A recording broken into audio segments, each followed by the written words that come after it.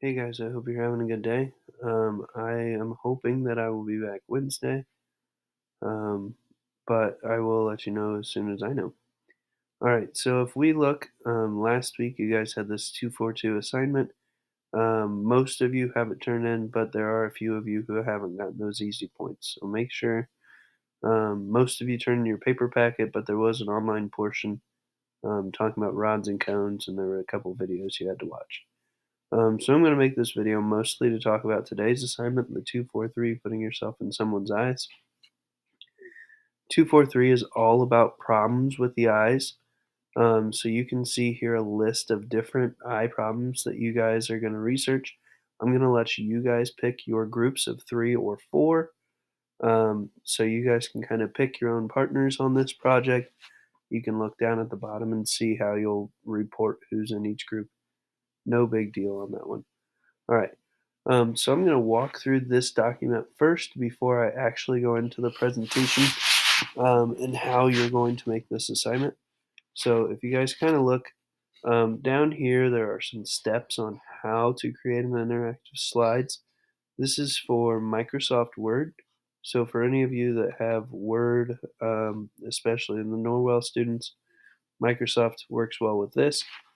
AC students, if you use Google Slides, I'll kind of show you that. It's a little bit different process, but very similar steps.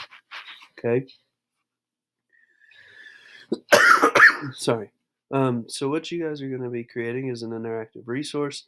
You can kind of see here that this is going to be a grand total of 35 points. This is going in for a test or a quiz grade. So this is like taking 2 quizzes. Um, so just so you're aware, this does count. So make sure you're putting in your best effort. All right. So make sure that you are creating an interactive resource. I'm going to walk through that and what that actually looks like here in a minute. Your title slide should have the group members' names and then tell me which slides they were responsible for. Right? So if you're working with a group of 4 and you have 4 disorders, each of you is responsible for 1 disorder. Okay, so here you're going to see the disease. You're going to tell me about what that disease is, talk to me about the diagnosis, the prognosis, and then ultimately you're creating review questions for each of those 4 diseases. And then last but not least, again, this is supposed to be an informational slide that somebody could go to your slides and learn about these diseases or these disorders. Okay? Like I said, if I go up here, this is the presentation template that we're going to use. So I'm going to pull up that presentation template right here. So just for my example, I have the disorders of the eyes. This is where I would put my group member's name. And then these are the 4 disorders that we chose to do. Okay, so if I go here to slideshow, so if I'm going to click right here, color blindness, you can see that it's already linked. So as soon as I click on that, it's going to take me to my color blindness slide. So here's where I would have that information that's required by the rubric, the diagnosis, the prognosis, and then ultimately the review question. Okay, this is where you're going to get the most points, is that your review questions are actually about the topic and it's something that's challenging. It's not just, are people colorblind, right? I want these to kind of be thought-provoking questions that I could go back to your questions and read through the notes and figure it out if I don't already know the answer. All right, so whatever my question is here, let's say that answer 1 is the correct answer. You're going to see, oh wow, I got that correct. So to move on to reflection question 2. So now I'm going to click down here to advance to question 2, and my link still is not cooperating.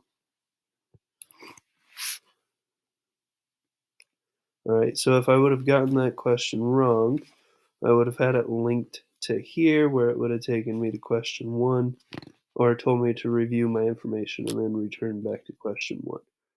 Okay, so I'm going to scroll down here, question 2. Sorry, my link wasn't working. So here you can see when I click on my home button, it returns me back to the original page. So I would set that up so that all 4 of these have their own information. They have their own review questions, and then when I do get these correct, um, they can all take me back to this original information. Okay? As always, feel free to reach out to me during class time via email. I will make sure that I'm available as much as possible, and I hope you guys have a good day.